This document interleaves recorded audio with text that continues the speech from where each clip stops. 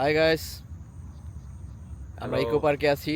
আমরা ইকো পার্কে দেখলাম যে একটা যুবক একটা যুবতী সুন্দর ওই যে ওই জঙ্গলে গিয়া এরা ঢুকলো এই রাত কইরা।